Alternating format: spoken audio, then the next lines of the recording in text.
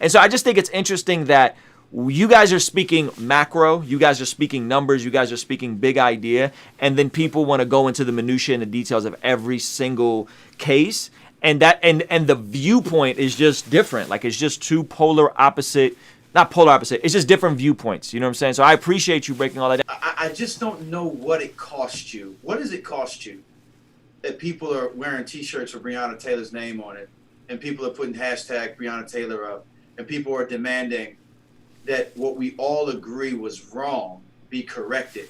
What does it cost you? Why is it leading you to need to go online and contradict it?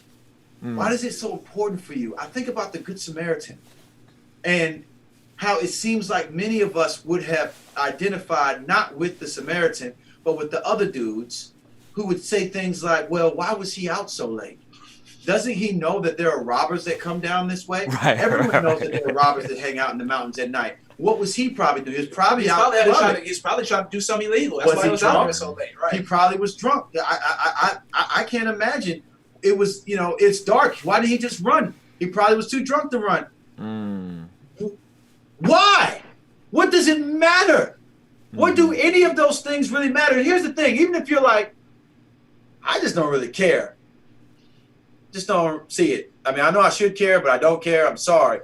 Why is it that not enough? Why do you have to escalate it to not only do I not care, but I'm going to go on and be an active aggravator. Right. I'm going to be an active frustrator. I'm going to be an active contradictor. I'm going to be an active, what's happening there?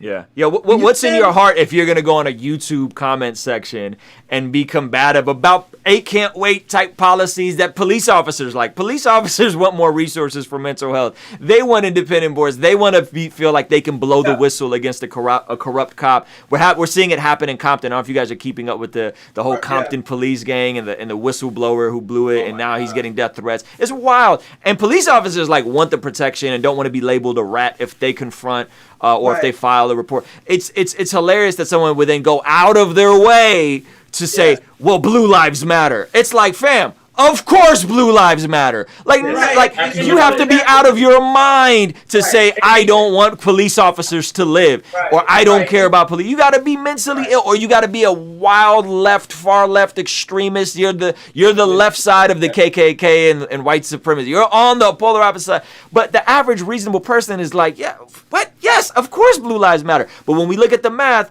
it doesn't quite seem like Black Lives Matter on a macro scale. Absolutely. And people are not saying blue lives matter in response to people saying all lives matter. The reason that they're not doing that is because it's not really about all lives mattering. It's about undermining the idea that Black lives matter. And I think so, because you never see somebody say blue lives matter. Somebody says all lives. Hey. Yeah, no, they say blue lives matter. You're right. That the reason that it doesn't go the other way is because it's about repudiating the Black Lives Matter narrative, because they link the sentiment with the organization, then they link the organization with all kinds. And I think that one of the reasons why you have people that it's like, why are you going out of the way to get into the minutia? Why are you going out of your way to do all of this? And I think it's because we don't want to admit that Christians, us as Christians, are as tribal as non-Christians in the political sphere. Wow. That's why we have the same arguments, we have the same sentiments, the same attitudes as the non-Christians in the political sphere that's doing the cultural war. We use the same words. We call people snowflakes. We call people, I'm drinking liberal tears. We use all of the same kind of denigrations that the non-Christians in those spaces do, because we are influenced by them and we don't want to admit it, or we don't see it. And then we pepper our Christianity on top of it, and what we really have is a political tribalism with a Christian veneer on top of it. And then we call it Christianity and say, no, I'm just advocating for Christianity. No, you're not. You're advocating for your political tribe. That's why you use the same language that they use. That's why you have the same. That's why you do this. That's why you have the same disgusting internet commentary that they have, or some of the nasty stuff that they say in the comment section. That's why you use some of the same pejoratives by just easily labeling somebody a Marxist when you don't know what Marxism is. Easily labeling somebody a critical race theorist when you don't know what critical race theory is.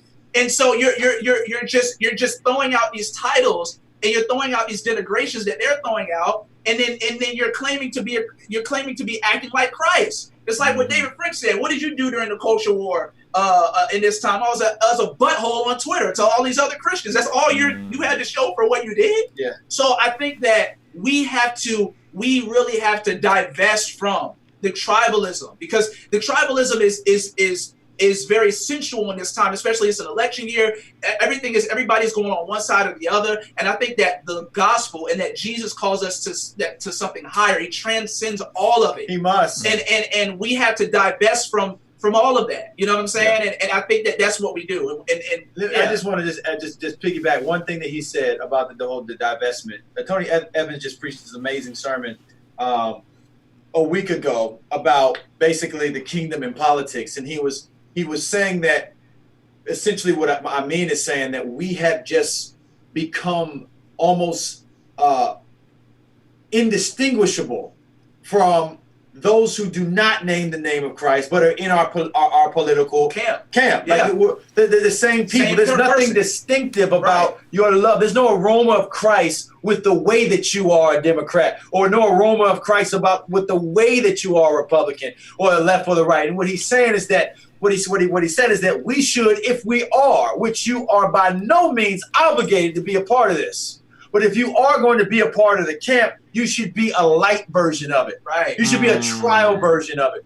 You should not at all give it your entire loyalty and give it basically go wherever the boat is, the captain of that particular conglomerate wants to go. That's where you go, and you find all these ways to try to make sense of the craziness that they're doing, because you think that if they gain ground, then you gain ground, or that the gospel gains ground. And that's the problem right there, because you realize that the way that the gospel gains ground is not through the force of your particular political party. It's never been that way. It has not been that way. The gospel moves forward through transformed hearts. Revival, this is the last thing I'm going to say. Revival is possible for us. It is possible.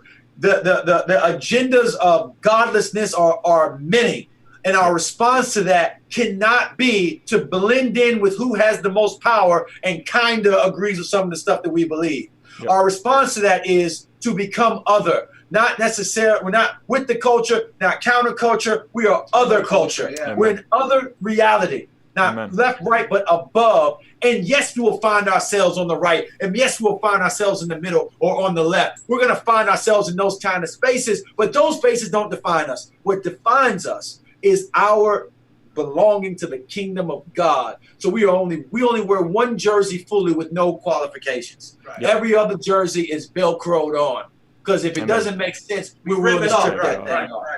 Yeah, that's good. That's good. I really appreciate that. I think it's fair. We would all agree that one could be a Christian who has some ideals that I guess are more liberal, but still be pro-life, be anti-Marxist and socialist, be a capitalist and love Jesus. Right. I think all those things could be connected.